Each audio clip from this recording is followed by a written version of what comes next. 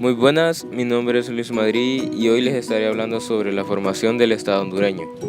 Una vez que Honduras se declaró independiente de las demás naciones de Centroamérica, se procedió a la organización del nuevo Estado hondureño. Sin embargo, esa organización se vio obstaculizada por las rivalidades entre liberales y conservadores, que produjeron el caos político y retrasaron el desarrollo del país.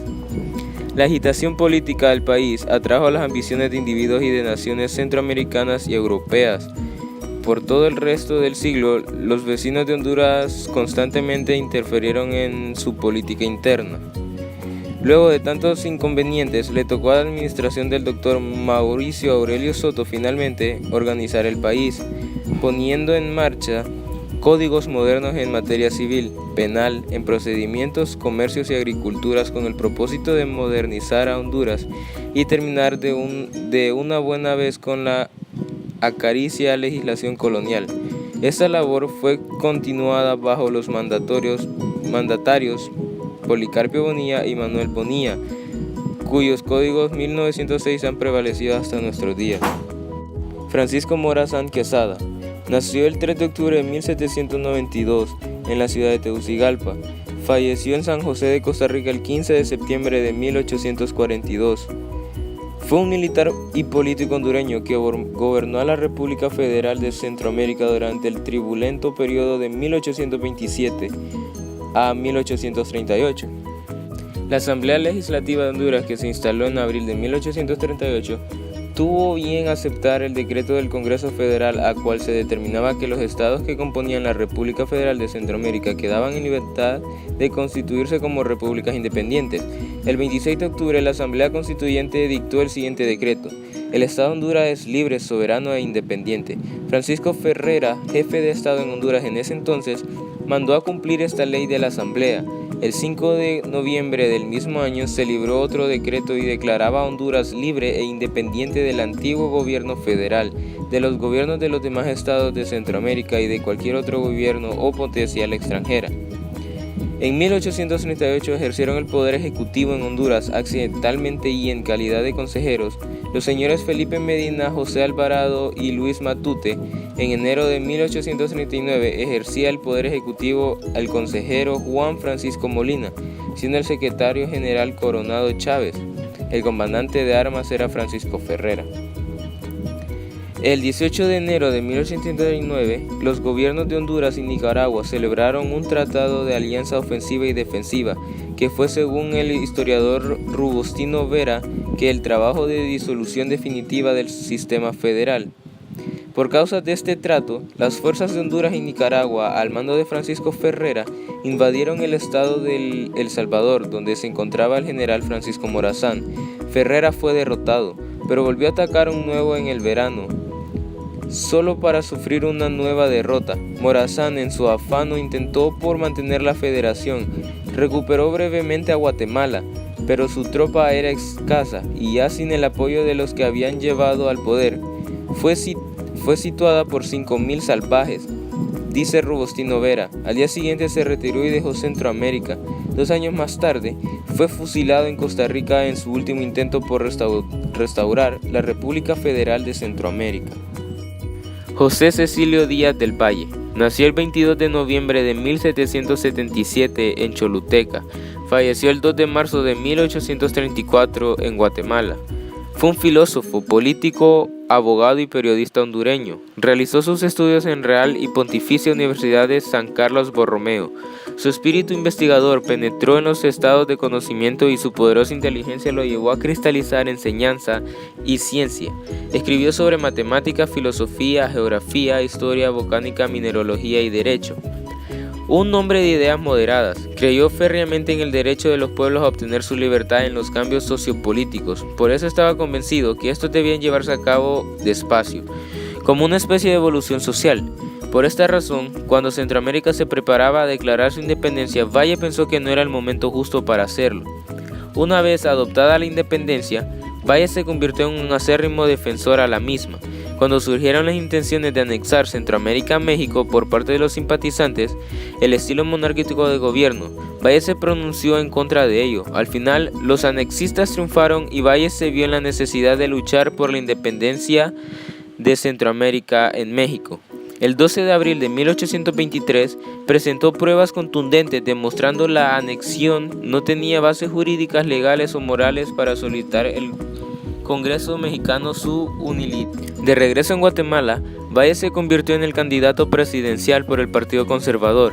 El pueblo centroamericano lo elige su presidente. Sin embargo, este resultado desconcentró a los liberales, quienes aspiraban a dominar en el ánimo del gobernante.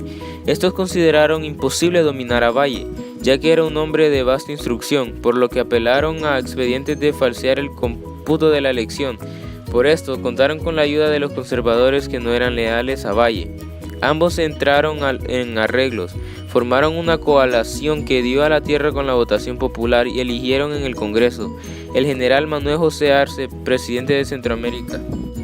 El legado de Valle quedó plasmado en una serie de artículos, discursos y proyectos en lo que identificaba los males que sumían a la nación en el atraso, al mismo tiempo que proponían una serie de soluciones para salir de esta situación. Era optimista en cuanto al potencial de Centroamérica, pero sabía que para realizar ese potencial habría que hacer una gran inversión en educación e infraestructura, involucrando a todos los habitantes de la región en el proyecto de nación que tenían en mente. Desafortunadamente, sus ideas no llegaron a implementarse, ya que en los primeros años de vida independiente del país tuvo serias dificultades políticas y económicas que, en la última instancia, llevaron a la desintegración de Centroamérica. José Dionisio de la Trinidad Herrera nació el 9 de octubre de 1781 en Choluteca, Honduras, y falleció el 13 de junio de 1850. Fue un abogado y político hondureño y centroamericano, representante del liberalismo y uno de los centroamericanos más ilustrados de su época.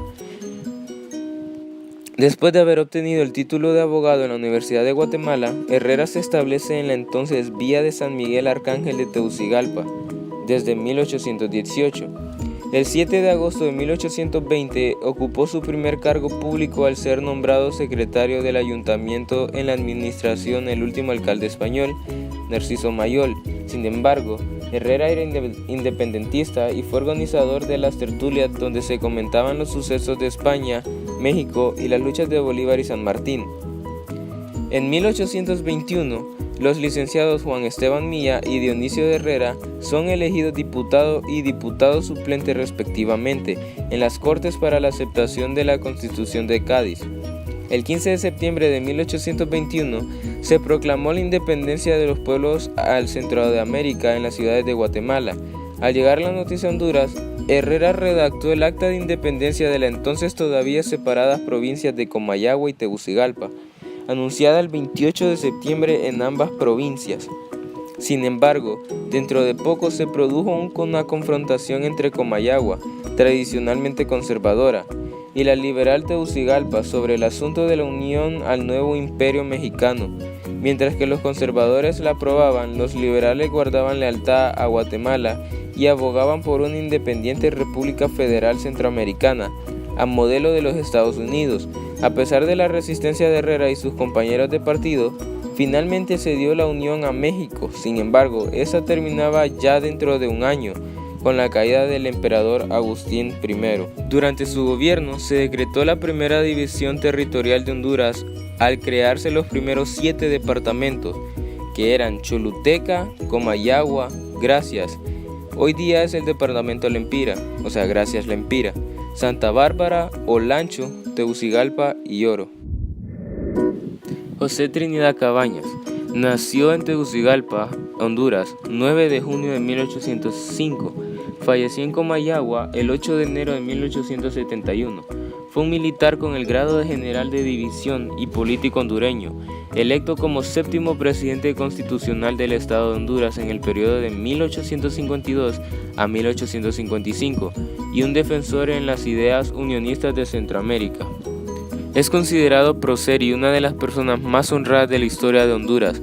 Durante su periodo el presidente sostuvo que no se trata de fundar la república de algunos, sino la república de todos.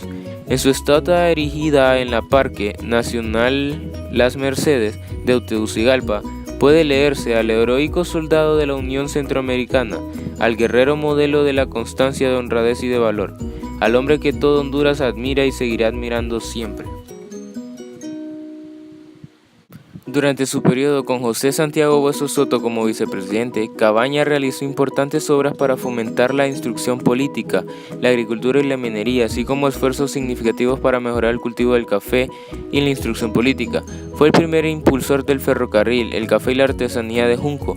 Era presidente educador que impuso impuestos a la exportación de ganado y madera para establecer las primeras 50 escuelas públicas pagadas en el erario nacional. Con el objetivo de restablecer la federación, Cabañas fue nombrado como vicejefe de Estado por la Asamblea Constituyente de Centroamérica, reunida en Tegucigalpa el 13 de octubre de 1852. Sin embargo, Cabañas rechazó dicho cargo y manifestó: "No estoy preparado para tan alto cargo, soy un soldado, no tengo conocimiento de la administración pública", por lo que el vicepresidente Pedro Molina asumió las tareas. El 23 de junio de 1853 firmó la primera contrata para la construcción del ferrocarril interoceánico de Honduras, para comunicar a Omoa con Amapala, proyecto que se venía gestando desde 1590 pero fue engavetado por el Consejo de Indias. Como dicha idea requería de emperatistas, la banca extranjera, Cabañas vio esta opción como un peligro a la enajenación y pérdida de la soberanía nacional, por lo que desistió del proyecto y fue llevado a cabo en el gobierno de José María Medina.